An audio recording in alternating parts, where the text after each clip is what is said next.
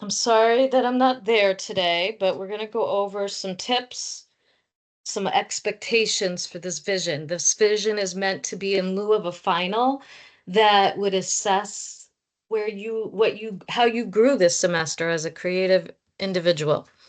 So that means it's not something that should take an hour. It's supposed to represent and culminate, bring together, synthesize all this stuff we've been working on. So it shouldn't be something you've rushed through. You don't want to skip over the directions and end up missing a whole part. This is a chance, and this is something you can maybe use again when you apply for jobs when you have a resume. You can submit it as part of your teaching philosophy, um, if you choose to. So I'm going to share my screen and just go over some of the things that I really wanted to get to today to share with you about the vision. So, and how to go about creating one. Of course, I have to figure out how to get to the beginning. There we go. From the beginning. Children in the Arts, sample visions. But before I do sample visions, there are some things I want to talk to you about. So, one thing that the textbook actually talks about in chapter 3. I'm trying to move something because, you can probably, oh my God, come on. Get this out of my area. MJ, stop laughing at me. All right, come on, there we go. When you're creating a vision, you're basically thinking through, okay, a plan that is going to be for an environment that will cultivate creative thinking. Got to start with the plan, and the plan is how are you going to develop beautiful intrigue and a beautiful, intriguing place for young children, right? All right. So that's the first thing. So it's big, right? It's broad. It's more than just your map. It's how you're going to talk in it. It's how you're going to design it. It's it's teacher talk, it's materials, it's the schedule, kind of like the rules, all of that. Why isn't it going to the next page? Well, that's great. There we go. I think that's okay. So the first thing you should do, you can tell I have a lot of, this is really, really high level. Okay, so now I gotta move this again. All right, so I wanted to show you, I'm a scaffolder. You know that I believe that teachers should scaffold, that we should be building towards something. And so when I teach, a lot of times the things I have you do, I know that you're going to be able to use them later on. So one of the things that I've done here is kind of told you what to look for in each chapter. And I'm not doing it because I don't have anything else to do. I'd like to be in bed, right? I'm doing it because I think those were the things that we were supposed to synthesize. So I'm giving you like an outline of an excellent vision. All right. An excellent, amazing, ideal vision would include all these things. So in our nurture and creativity text, I would be looking at the 4 C's. How will this classroom, how will this environment how will the 4 C's be available or represented for children in my classroom? Chapter 2, you got to think about, I'm already seeing mistakes in my grammar. I have to fix it. Though, the really important thing here is this is a process-oriented class, open-ended process, explorations of materials. You want to think about Wallace's early model of creative thinking, those steps, incubation, idea, all those. How are you giving children time to really go through the whole process? Because that's the trick. That's not what we see in regular classrooms. Chapter 3, classroom environment. More on this next slide. There's a ton in chapter 3. Like, chapter 3 should be something you spend a lot of time with. You're going to look at the classroom environment. A lot of this is very specific, like the map of the class, the areas, the centers, the materials. So definitely think about this. Chapter 3 also, what centers. So sometimes centers change. So you could talk about how would you change home living centers? What else would you put in there? What themes could you do in those centers or different materials to change it up to those provocations to really inspire children to do things differently? What materials would be available for children to explore? You could also, I'm sure it's in somewhere in this book because it's gotta be. What kinds of books would you want? What are some of the books you would just have to have in your classroom? How, and then chapter 3 also goes into how would you incorporate the arts? Think about our dancing. Okay, we only did a little dancing. Our singing, our musical instruments, our we didn't get to mindfulness, but you know what I mean. And then this is the other thing. I know I pointed it out to you the last time we were together. By the way, I hope you all had a great Thanksgiving. Chapter 3 also has a list. It says our goal is to create places of freedom and delight where enchantments and mysteries can be given full expression. So it shouldn't just be super, you know, checks, checklist, right? How are you going to inspire children? You should inspire me with your inspiration. So there's a beautiful list in there. It's probably a list that if you just use the list like as reflections to do off the top of your head, you'd have a great draft of your vision to to start from. So those questions on in chapter 3, how do you want children to see the space? What kinds of play and thinking might be inspired there? What feelings should be stimulated? What options can you provide for children who are exploding with ideas? Will there be a gathering place for a small group of leaders? Will you include a quiet space where children can slow down and incubate an idea? And then there's even more. How can the environment reflect the children and their families? What features make your classroom space unique? How can you change the environment as new interests and projects develop? So, now some of you, or in the past, I've gotten people who have, maybe generated some kind of what do I want to say, stock classroom thing.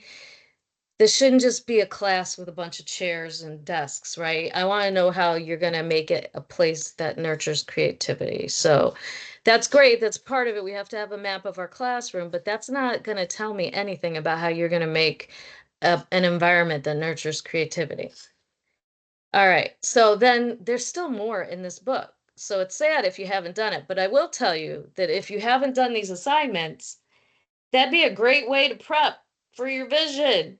And you could probably convince me to make sure you could submit them. So, chapter 5, what's the teacher's role in your classroom? So, obviously, a lot of our class is really focused on you and your relationship with creation. I've talked to some of you, and it's torture. And others of you, I think, are you really enjoy it and it's been therapeutic. Maybe you spent more time on it because you liked it so much, right? So the what is your role in the classroom? How do you see yourself as the person who's going to inspire or nurture creativity in others? What's that going to look like? What kind of talk? What kind of, are you going to have rules? What's that gonna, how do the rules enhance creativity or do they, right? All those things in the environment. It's not just physical. It's also what kind of music, it's what kind of, do you have guests, do you allow family in, etc. So chapter 6 is what role will play have in your classroom? How and Vivian Paley is a great source for that.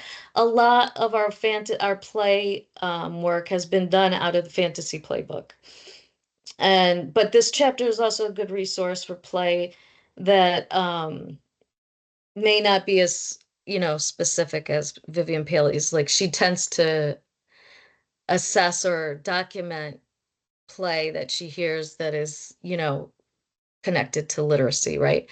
And you can connect any play to literacy if they're talking, if they're having a dialogue. I'm thinking blocks, I'm thinking even outdoors. You could have some people have done a lot with outdoor spaces. Chapter 7, how will you extend children's thinking with materials? This may be something that ties in with chapter 5. Definitely Palo, we talked a lot about how do we talk to children in a way that doesn't shut them down, but opens them up to take risks, right? And this is thinking about how to support that through the materials, which is also what Palo was doing. And then chapter 8, this is why I made you do all those documentations, those that actually did it. How do we display and document children's work? That's an important part, I would think, of an environment that nurtures creativity for all of the children in the room. You have to kind of honor everybody's creations and display it, right? It needs to be honored. Just like when we read a book, we're honoring the author's words. Now, I've talked about some of these things as I went through the book because a lot of it I see as being connected. But don't forget about Palo. We spent how many weeks reading Palo and doing process art? What would Palo say must be a part of such a classroom? Quotations from our text can support your choices here.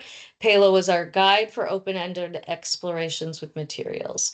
Our artist explorations provided us an engaging way to broaden the worlds of children in our classroom and ours. In order to foster these explorations, what would your classrooms need? Um, and this is also like anti-bias education or diversity, right? And then Vivian Paley and the Ladder for Fantasy play. What would Paley say must be in a classroom that nurtures creativity? Again, I see this as a paper, but a paper with, kind of chunked. So it's not, I find those easier because you got, this is part of the assignment, this is part of this, you could chunk it and it's just like couple paragraphs for each section. But a lot of times when you create a space or you make a claim and write about something in your space, you could say, this is why I want to do this, because this on this page, you could go back to your quotes for Paley and see, if any of them were related to play or to literacy or to how you want to do storytelling in the classroom, etc.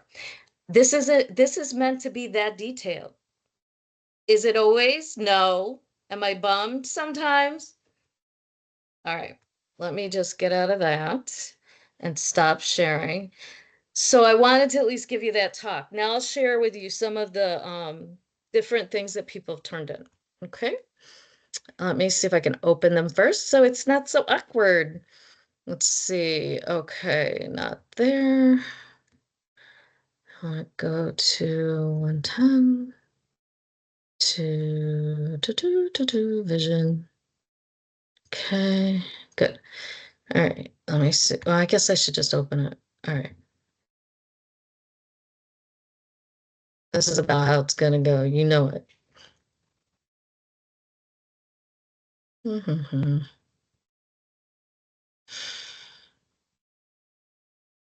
Sometimes my computer is not.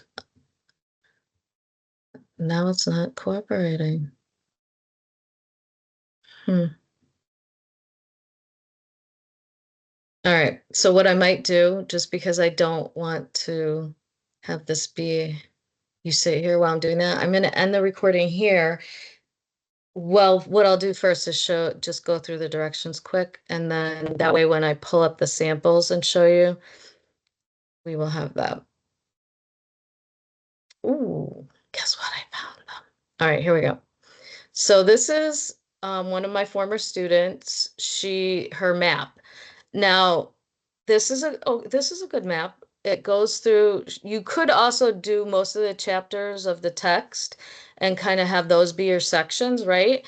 So, but she has an anti-bias section, student-led learning, okay? Creativity, this is like her specifics for that, although probably everything in this woman's classroom would be creative. And then multi-age, this is, her plan is really for a, very specific business she hopes to open one day. So her vision is a little broader than, say, a classroom for one specific age group. But you'll notice that she put some of those things that we were just talking about under DAP. So she wants to use these philosophies, Waldorf, Montessori, Reggio Emilia, and other teaching methods. She says, teach for respect for all human nature, provide real tools, sounds like Montessori, um, gross motor spaces inside and out, meet children where they are and guide them from there. Guide, not teach, documentation and observation. And then under student-led learning, it says project-based investigations. So that's really those art things. When you take curriculum, we'll do a project or investigation, STEM related. And then observation and documentation is very crucial. Some of you haven't taken that course yet. I think Tess was in that. I don't know. I don't remember what order she took these in, but there's an observation and assessment technique if you're in the AAS program, where we really learn how to observe children beyond what Vivian Paley does. More anecdotally, we learn how to assess them in the 4 areas of development. So Vivian is really good at assessing their interests and building off of that and literacy related observations. But there is more that we need to be able to assess in a classroom that has to do with, all the developmental domains. For anti-bias, large focus on diversity and identity, guide through justice and advocacy, represent each child's journey and culture. Okay.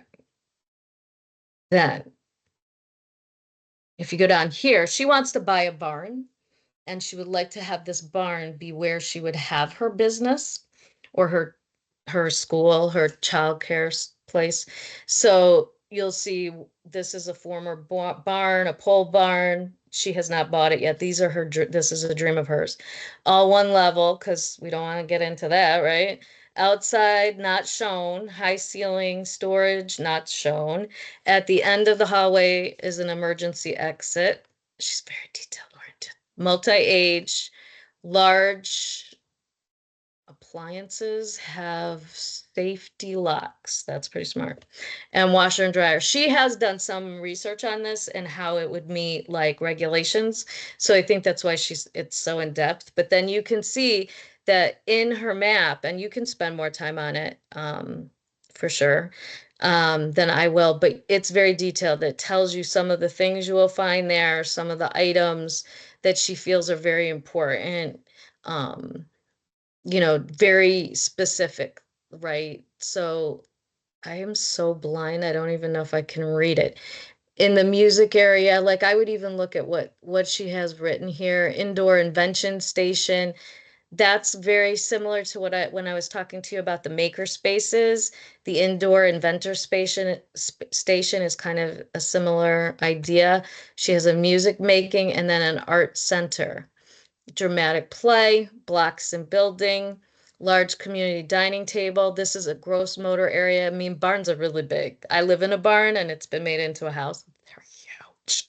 And then she does have a quiet area with a library and cubbies, diaper area. Now, because of the way she wants to run this business, I think on the side there might be like a kitchen thing. There's a lot of regulations around that, which I think she's done a lot of work on.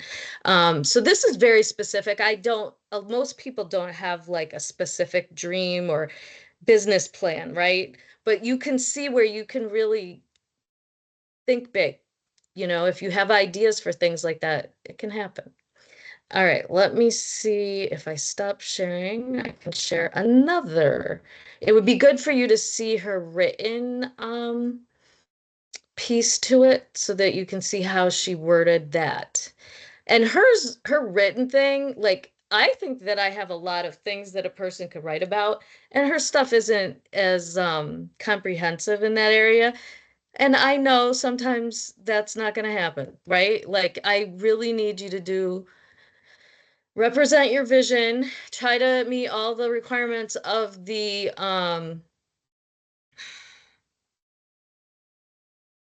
why is this not showing my, okay, I didn't share it yet, of the directions, but some of you will not have the level of depth in different areas, but you should really, like, it may impact your grade if you don't have any depth. Like I should feel like you took the course, you know what I'm saying? So she says, my dream is for a farm forest daycare for children between the ages of 1 and 6. This will be a place-based learning center that focuses on the environment and natural world.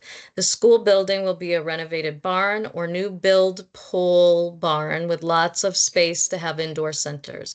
The classroom space will be unique in that it will still feel a bit like a barn and maintain as much of the barn character as possible, but while being one large open space. The space will feel open and inviting, learning centers around the perimeter, and large gathering spaces for meals and large group activities. I want the space to feel safe and comforting, lots of soft edges and natural materials, and lots of natural light due to the number of windows. The materials provided will include lots of wood and open-ended items that are Montessori and Waldorf inspired. There will be an area with cushions and a canopy tent with hanging decorations called the Idea Area that will be available to children at any time. This space will provide a quiet area for children to think and incubate ideas, which is a crucial step in the creative process. I want children to feel inspired in the space by what is shown on the walls, books, and materials provided, and the beauty that will surround them. A large part of the day will be spent outside with outdoor centers and time in nature to explore. A motto of the program will be there is never bad weather, just bad clothing choices. Children will be outside every day in all types of weather unless it is deemed unsafe. This time outside will allow for children to truly connect with Mother Nature in all of her glorious outfits. There will be outside centers, including an empowered place that will have lots of space and materials for gross body movement and development along with confidence building and self-boundary exploration. There will be an invention station that will contain materials for repairing and creating. Some such materials will be wood and pre-drilled holes, screws and screwdrivers, wire, nails and hammers, safety glasses and gloves, and measuring and marking tools. Each tool will be introduced slowly and with great respect. Children will begin to use the tools properly with adult supervision before experimentation and creation will begin. The materials in and out of the classroom hold so much value, and I want each item brought into the space to be a purposeful and an inspirational addition. Loose parts are a must. These would change and multiply as we gather items on walks from home environments and in connection to investigations. Open-ended materials such as wooden blocks, wool balls, silk sheets of varying sizes, wooden clamps, and cotton dolls. I want to include live plants in the classroom, some native, some non-native, edible, medicinal, and beautiful. There will be lots of natural materials gathered from the wilderness to add to play. I would like a few digital cameras for students to use. They can be used to document their own work, journeys we take, and anything else that inspires them. A light table for translucent and transparent items such as magnet tiles, tissue paper, and block paints. Books in a reading area with a fabric canopy tent to be used as an escape from the classroom adventure into a story. There will be comfy poofs and lots of pillows to snuggle up on and relax while reading. The bookshelves will be wooden and easily accessible with at least one displaying books with their front cover out. Some system speakers are crucial in order to play music, sound systems, audiobooks and podcasts, musical instruments from different cultures, and other noise-making materials would be housed in a nook away from the reading area to allow for space to damper the volume a bit for those trying to relax and read or those who are most sensitive to sensory input. In addition to all the baskets for organization and storage, I want to make sure there's an ample number of empty baskets for children to use. The biggest struggle I see in a lot of centers is that children will dump materials in order to get the container holding said materials. This creates an unnecessary mess and can drive adults crazy. The dramatic play area will include a reclaimed fridge, wooden oven, table, stove, chairs, and wooden structures to attach silks to. There will be open space with a rug designated as a story-making map where children's stories or other dramatic scenes of choice can be acted out. The space needs to be open enough for children to maneuver without interfering with others' learning, and it is accessible to all the different physical abilities that children may possess. There will be lots of books and natural light. The high ceilings of the barn will allow for lots of beautiful things to be hung, including children's projects. Cots and cribs will be brought out for nap and rest time and will be accessible for use at any time when a child requests or is displaying signs of needing rest. Meals will be eaten at a large communal table. and prepared together in small groups to encourage community and responsibility. The meals will feature foods from many different cultures. There will be many elements of the environment that represent a variety of cultures and customs, some that the children bring from their own lives and others that are there to encourage learning. The curriculum will be play-based and student-led learning. Projects and investigations that are inspired by the students will guide the direction of learning. There will be whole group investigations that happen and individual ones as well. Students will learn to work in groups and with children of various ages. I don't feel children should be limited to others their own age. The variety of ages can lead to some amazing experiences for all of us. It focuses on each child's achievement levels and goals rather than age-based standards and curriculum. The learning that happens will be individualized with children taking ownership of their learning. The children benefit from peer learning. Older students get practice with being leaders, and young students are scaffolded and inspired by those more knowledgeable than themselves. The goal of the program is to guide children and support the development into independent, self-motivated learners with a respect for the people and natural world around them. And then she has works cited. Okay, I'm gonna stop sharing there. Of course, my battery is running low, so that's a problem.